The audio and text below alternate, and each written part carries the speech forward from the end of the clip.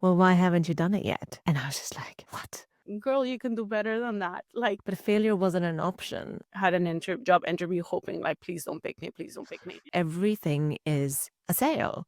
And it just felt so wrong. I met a guy and he asked me, what are your dreams and aspirations? And no one had ever asked me like the way he asked it of me. I would love to have a cafe. It's supposed to be 1920 style. I would love to have it as a space where artists and creatives can come and just hang out and inspire each other. The question he asked me was a question that no one has ever asked me before, which was, well, why haven't you done it yet? And I was just like, what? In my mind, I was going through circles. I'm like, why haven't I done it? There's no reason. I have no reason why I haven't done it. So why haven't I done it? And from that moment, and maybe like weeks later, I wrote a business plan. I got money. I got money from my father. So a lot of people dismissed that, but I had to go and pitch to my father. I got the money that I needed and I had some new requirements. So I started my first business, which was a restaurant. I wasn't allowed to do a cafe.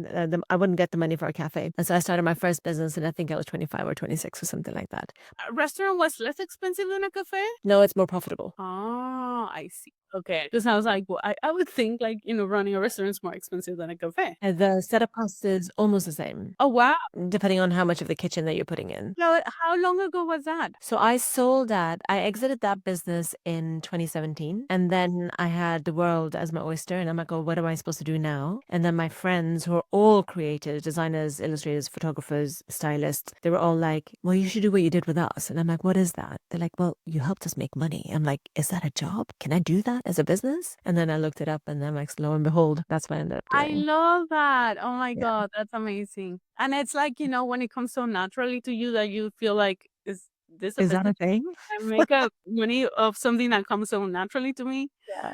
Uh, I love that. That's amazing. Karla, how about you? How did you start doing what you're doing? I've always known I want to be a graphic designer. Ever since I was like little, I knew that was a career, the only creative career in Mexico. So I'm originally from Mexico. So I was like, I'm going to be a graphic designer without not knowing what that was. I just knew like I wanted to do the creative career. So my parents ended up sending me and my siblings to Texas for school. And they tried to convince me. They did everything to not study graphic design. Didn't know anyone like that made a living as a creative. So they were like, why don't you do marketing? Isn't that kind of like the same thing? And I'm like, I don't think so. And I didn't even want to come to the States. Like I had my boyfriend at a time and that is now my ex-husband. But yeah, they kind of said like, okay, well, if you want to study graphic design, you have to go to El Paso, to Texas with your siblings. Or they kind of painted a very bad picture if I stayed. And they're like, will make your life miserable if you stay. So yeah, that's how I kind of started like learning how to do it professionally and then learn that I really love it. And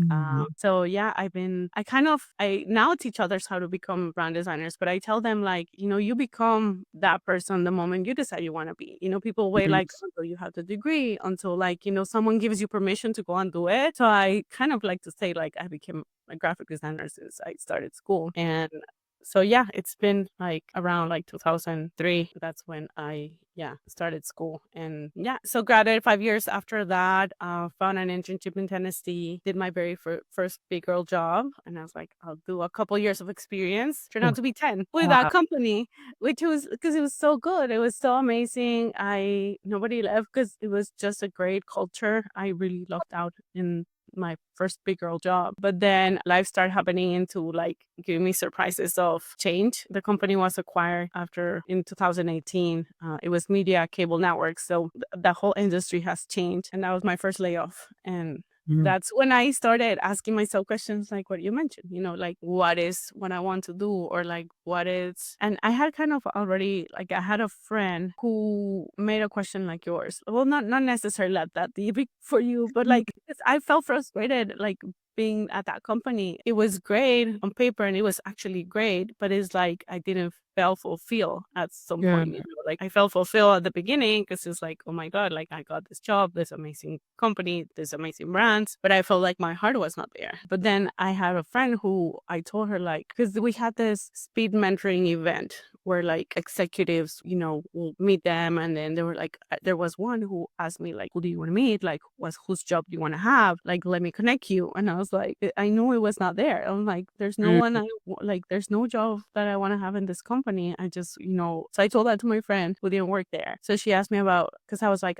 the only thing that I want to do is design, like, and that's what I enjoy. And of course, getting a pay raise will be great. But like, so she asked me, what about design is what you love? And that's what sparked me. Like, oh, I love the brand design part of it. Like, Mhm. or also designing for nonprofits, design that feels good. And that kind of led me into like a direction of what I wanted to do next. Nice. So how long have you been doing that now? Starting 2019, I set up the LLC that I was like, Mhm. okay, maybe like I'll start, the business of, offering brand design services without knowing really what I was doing. I relocated to Connecticut and I was kind of like starting like, working on the business, but also finding a job because I was scared to go all in. So I found an agency job and I was working on the business on the weekends, like after work as my hobby. And there was like a pivotal thing. When I went to open my business account, I went to the bank and so I gave all the information and the bank lady's like, how much money are you planning to make this year? And I was like, I don't know. Like I had no idea. And I couldn't come up with a number because like I didn't have clients. Anyway, I was just doing it on the weekends, but I got a pay cut from my corporate job to the agency, which was around $10,000, but it was much more than that because I lost all benefits and Mm. all the things that I didn't account for. So I thought about that number. I'm like, well, if I can make $10,000 and make up what my old salary was. So I told her $10,000. And she looks at me and she's like, girl, you can do better than that. Like, and I was like, oh my God. Like I have this, stranger knows nothing about me, hasn't even seen my portfolio and like telling me like I can, that I should be aiming for more. I did $5,000 a year. I was working at the agency and a year passed and COVID hit and I was the first one to be like, oh. So again, like I never had the courage. Like I've always admired people who would quit their jobs and, start their own thing. And it was like the universe pushing me to like, you cannot do it on your own. I'll help you with it. Yeah, it was again, I was unemployed again, grateful this time around because it was chaos. I have a son, he's now 12. It was just so hard trying to assist with school and trying to do all the things. And Yeah. I only have one kid. I know how parents of multiple did it. I went to quarantine with my parents in Mexico and my dad passed away within 2 months of us being there. And that's when I hit rock bottom. And I was like, okay, like like ask myself like if I was gonna still be afraid to go for what I really wanted. Also, I needed the flexibility to be there for my mom. I was still scared, so I was like, maybe I'll do a remote job. And I had the interview, and I've never had an job interview hoping like, please don't pick me, please don't pick me. Yeah, I could have the location freedom, which would help to be there for my mom, but they wanted to own my time, and I just couldn't let go anymore.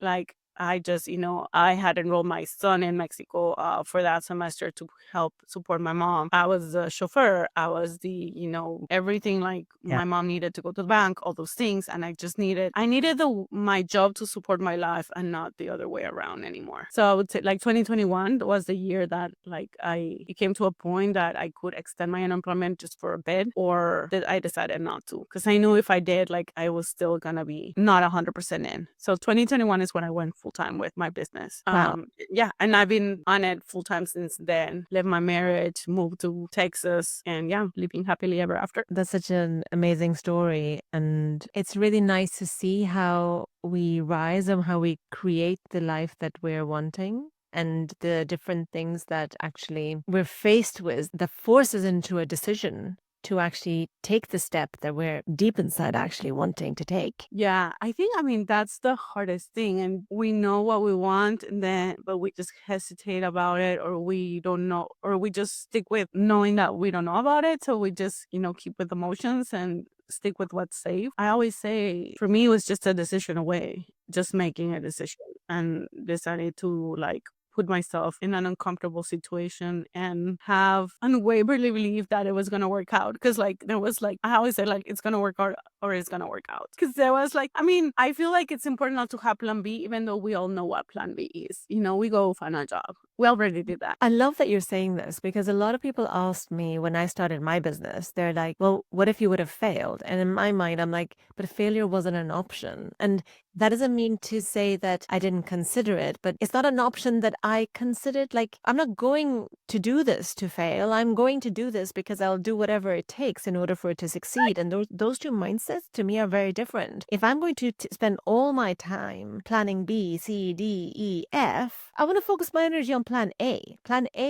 is a plan that is going to go ahead. So when you say that, like we all know we have a plan B, that is so true. Because if shit hit the fan, I have a plan B. My plan B was to change my business a gazillion times over until it worked. But like plan B, C, D, E, F, it's there. And I think that it's the inherent trust in myself. And I don't know if you feel the same, that I can handle it. I can face it and do something about it. Yeah, I think, I mean, it's the whole mindset part of it. And for me, even plan B was a blessing because I'm an immigrant in this country. And when I got laid off, I was also in the middle of my green card process, which was so Mhm. nerve-wracking into like, well, like my job was on the fence. My legal status in the country was in the fence. I got laid off a week after I finally got my green card, which allowed me to work in the country doing whatever I wanted, which it was something I couldn't. So for me, even plan B, like being able to work at McDonald's was like, okay, like, I mean, I have this opportunity that if everything fails, like I can just find a job anywhere. Yeah.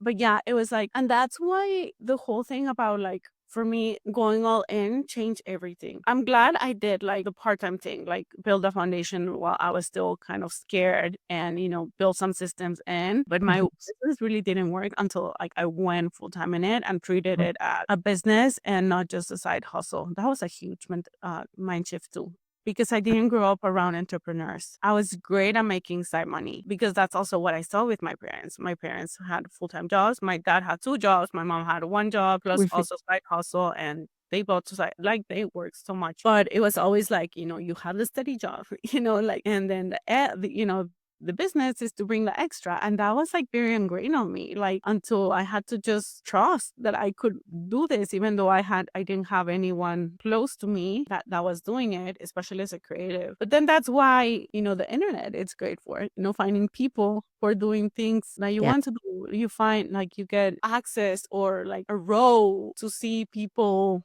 following their dreams and doing the things that you could possibly be doing. And I always say, like, if someone else is doing what you like, that you admire, there's no reason why you couldn't do it too. Love it. It's such a great way of seeing the world. Like your perspective is so refreshing. I love it. So this YouTube series is about sales. Okay. Now I want to know, what is your relationship with sales? I love it when I learn for it to come in a way of serving and not just desperation or like having to make, money because you have to eat. The process of acquiring a lead and all those things, like how I got the business started, like first was like people who knew me who were asking me for things. I'm like, oh, well, someone asked me to, create a logo for their business. Like I thought that's, how things would work, and like people would just come to me.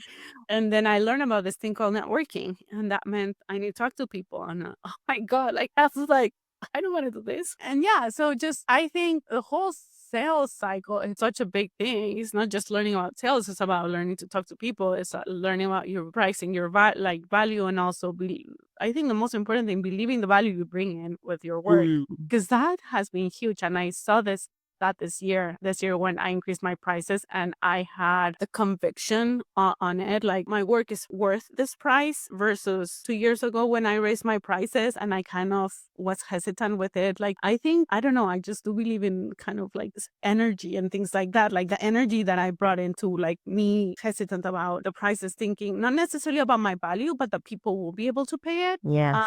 And how I show up this time around, like things flew, everything flowed way easier this year when I raised my prices with conviction versus with fear, or because they tell you you have to. So what contributed to the conviction? Like what removed the fear? Well, working on myself, really, like, and really just believing. It also helped the years that I put in to finally feel like, okay, like I definitely, like, I know the value that I bring, and I know people speed through the process and can quantum leap or whatever. But like for me, like it took time and it's fine. Like for me, it took time to get here, and I honor the process that it brought me here. When I think about offering my service, I don't even think about like, oh, I have a sales call. I'm having a conversation with someone and I'm showing them how I can help them. I'm showing them my process, separating myself from the outcome too. Like instead of like being always like, oh my God, like I really need to sell. Like, no, like I'm like, if it's meant to be, it's meant to be. And that has changed it Completely. It's hard to do that at the beginning because at the beginning you're building something, like you're building foundation. Maybe you don't have clients, you don't have the confidence, and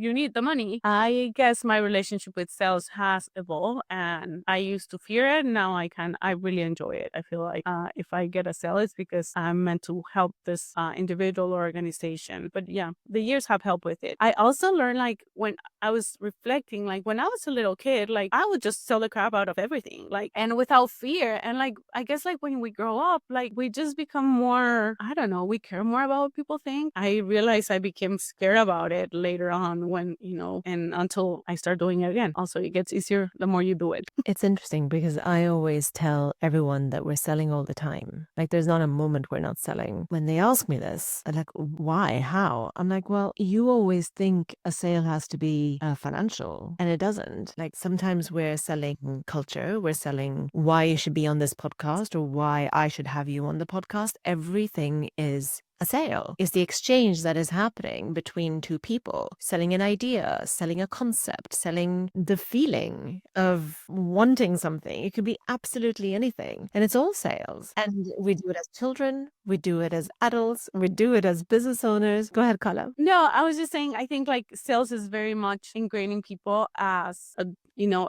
money sign, like as, Right. a money value. Cause I was going to say a dollar sign, but I know you're in the UK. So, but yeah, it's 100% true. And I love when you said about kids, cause like kids can tell you and do things, convincing you to get the cookie, to sleep late or whatever. Yeah, and their negotiation skills, they're obviously learning from us. They have to learn it from somewhere, which means that we all have it in us to actually do the business sales that we need to do. When I speak to investors, they usually say that the skill that they're looking for is the ability to sell, because that is the communication skill that does everything. It is not the decision of hiring the right people, but getting the right people to actually say yes to you. Those are the kind of things that are just so powerful. What do you think that your relationship with sales seems to have neutralized, basically? What was it? Or how long ago was it that it happened? And what was it that happened that made you change? So it's not just only sales, but the whole process. But I think like we have this idea when we think about like a salesperson, that it's someone who's like pushy or manipulative, or like, they're trying to convince you, like, and it just feels gross. And you're like, and it's like, I think like, or like, the sales car man who's gonna try to just, get you into buying something. Yeah. Like when I started thinking about sales, didn't feel quite right. I felt like I just want to do my art. I don't want to like, No. I don't want to have like these conversations or like convince people or like, and it has to do again also similar to on the whole sales process about what I thought about networking. When people told you like go to networking events to find clients, like it's like we're hunting people to come. And it just felt so wrong. And I was like, it was also the moment I decided like I was gonna start treating networking into like making friends that, and everything changed. Also, the sales process changed because, like now, like I'd rather go and meet someone and really create a genuine relationship rather than a transactional one. And I know like there are industries where like the transactional relationship is important, or like but like this is just me. Like business is just me, and I want my business to feel good. And this feels good to me. Like having genuine conversations, not just a transaction. Like my clients become friends. I become their biggest cheerleader. It's not just like, I'm not a machine. I'm not a logo machine. Like, you get the logo and we're like, no, like this is how I want my business to feel. I don't know if I answer your question. It really completely changed. For me, like selling is serving and helping. And it's no longer like feels hard or transactional. Yes. Mm-hmm. Nice. What is your hottest tip? You can only give one for anyone listening who has a business, but from a sales perspective. A tip for what? Like Selling. for selling? Yeah. Mm, Or something related to sales. I would say to remove yourself from the outcome. Nice. I like that one. Like people smell desperation, and removing yourself from what they say, not taking it personally. Like, of course, do your job, right? Following up and doing, serving well and explaining things well, answering the right, like the questions they have, getting them clear. But like removing yourself from the outcome will help so much into, I mean, you get so used to rejection, like not taking it personally. Like it's like, Yeah. it was not meant to be. Like they're better. Like I remember I had this call and it was going to be like a great project. It was going to be a coffee shop actually actually, and she didn't pick me. I did all my follow-up, and then I was like, I remember about it, like, a couple months later. I'm like, "Oh, I wonder what happened with that project." She opened shop and, like, and the design looked great, and I was like, "Oh." Then I felt like they were a better like, the design, and then I stopped the designer. He was a better fit than me. Like, I could tell, like, for the vibe that what they were looking for, he made more sense to work on that project. And then I was like, I kind of felt like happy for them to be like, oh yeah, like I'm glad they went with him, and makes sense because their style was completely more like their style than mine. That's such a lovely attitude to have. And I actually do think that this is a really valuable, important tip. So you picked well. Thank you. Karla, how can people connect with you? I'm everywhere with my name, Karla Pamanes. Instagram is my favorite, Karla.Pamanes. I'm also on LinkedIn, which I find it's my favorite playground on the internet. My website's it's also karlapamanes.com. That's fantastic. And what kind of people do you normally work with? So if anyone wanted to reach out? I work with all small business owners who would like a transformation. I don't have a specific niche. I actually get excited when I work with a no niche. Last year was a plumber, which was a exciting first one. This year was an equine business and a band, which was really cool. This year were like 2 different industries, but everything from consultants, brick and mortar, bakeries, restaurants, all the things really. And I just love it. I love the variety of clients I have. I also teach aspiring designers how to become brand designers after I figure out how to make money out of that skill myself, because Yeah. school only teaches you how to become an employee. And I was like, how I can use the skills to actually make money for myself and not for somebody else. I created an academy. It's called the Brand Design Academy. And I have a course there where I teach all the things I've learned. Fantastic. So please do connect with Karla. She's been absolutely fabulous to talk to. Karla, you're amazing. Thank you for coming to the show and sharing your wisdom. Thank you, Ivy. Thank you for the opportunity.